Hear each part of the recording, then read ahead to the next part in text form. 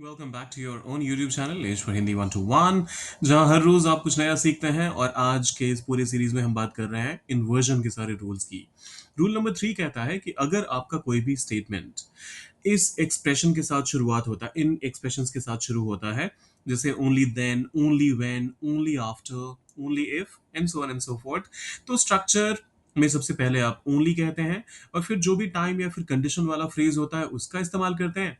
और फिर उसके बाद inverted form of the sentence, जहां पर ऑक्सिलरी वर्ब पहले आएगा, फिर सब्जेक्ट और फिर मेन वर्ब। अब सेंटेंसेस और एग्जांपल्स के माध्यम से आप बेहतर समझेंगे। केवल जब वह आया तब हमें सच्चाई पता चली। अब इसको ट्रांसलेट करके देखते हैं।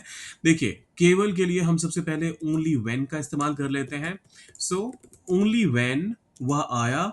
अब देखिए यहां पर जो हमारा मेन क्लॉज है वो है ही अराइव्ड, और जो हमारा सबऑर्डिनेट क्लॉज है वो है तब हमें सच्चाई का पता चला। केवल जब वो आया तब हमें सच्चाई का पता चला में हमें सच्चाई पता चली, ये हमारा प्रिंसिपल क्लॉज नहीं है। तो इस वजह से जो इन्वर्जन होगा वो प्रिंसिपल क्लॉज में होगा। तो हम यहां पर कहेंगे ओनली व्हेन ही अराइव्ड, हमें सच्चाई पता चली। डिड वी, सच्चाई पता चलने के लिए लर्न द ट्रूथ का इस्तेमाल कर सकते हैं आप। Did we learn the truth, या फिर did we get to know the truth. Did we get to know थोड़ा सा ज्यादा ओवरली फॉर्मल लग रहा है, तो हम लर्न का इस्तेमाल कर लेते हैं यहाँ पर। मैं पहले ही बता दूं, लर्न का इस्तेमाल बहुत ज्यादा ब्रिटिश साउंड करता है, तो अगर आप अमेरिकन इंग्लिश फॉलो करते हैं तो ये आपको थोड़ा सा ऑकवर्ड लग सकता है, लेकिन ये ग्रामेटिकली करेक्ट है।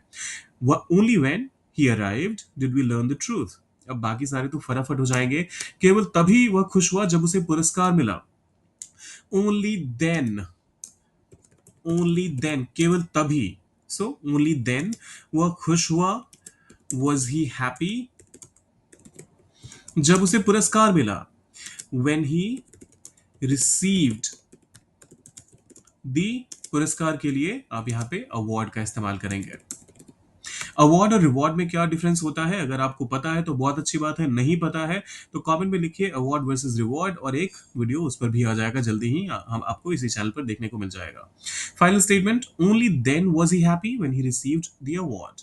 Only then was he happy when he received the award. केवल अगर तुम मेहनत करोगे तो तुम सफल हो सकते हो। हिंदी की स्ट्रक्चरिंग पे मत जाइएगा, थोड़ा सा ऑकवर्ड है मुझे पता है, लेकिन क्या होता है ना, कई बार जो आप इंग्लिश वाले फ्रेजेस को, इंग्लिश वाले सारे स्ट्रक्चर्स को हिंदी में बताने की कोशिश करते हैं तो समझ नहीं आता कि कैसे आप सेंटेंसेस को फ्रेम करेंगे, तो इस वजह से आपको ऐसा लग सकता है। केवल अगर, only if,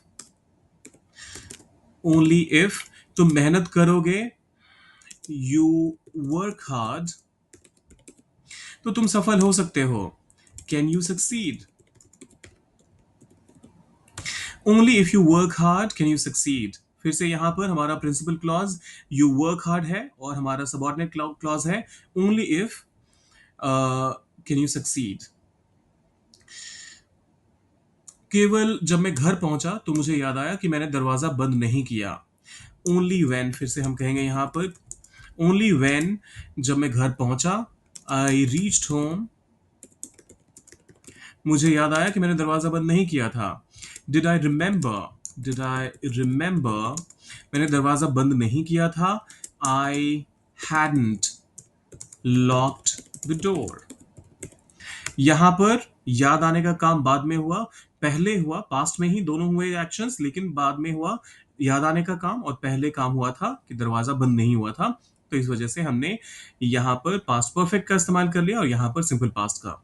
so only when I reached home did I remember I hadn't locked the door. केवल पैसे से ही यह समस्या हल हो सकती है। ओनली विथ मनी, केवल पैसे से, ओनली विथ मनी यह समस्या हल हो सकती है। Can this problem be solved, अरे, only with money can this problem be solved. Only with money can this problem be solved. केवल उसके माफ करने पर ही हम आगे बढ़ सकते हैं। Only by forgiving him, only by forgiving him, माफ करने की बात हो रही है यहां पर। So only by forgiving him हम आगे बढ़ सकते हैं। Can we move on, can we move on या फिर मूव फॉरवर्ड भी कह सकते हैं। मूव ऑन मतलब जिंदगी में आगे बढ़ने की बात हो रही है, तो मैंने थोड़ा सा उस वाले स्ट्रक्चर, उस वाले सेंस में इसका ट्रांसलेशन किया। Only by forgiving him can we move on. केवल ऐसा करने से ही बदलाव संभव है।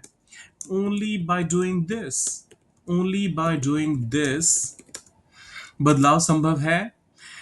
Is change possible. Only by doing this is change possible. Only by doing this is change possible.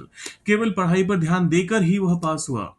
Only by focusing, ध्यान देने के लिए आप फोकस वर्ड का इस्तेमाल करते हैं। So only by focusing on, पढ़ाई पर ध्यान देने की बात हो रही है, studies, वह पास हुआ, did he pass.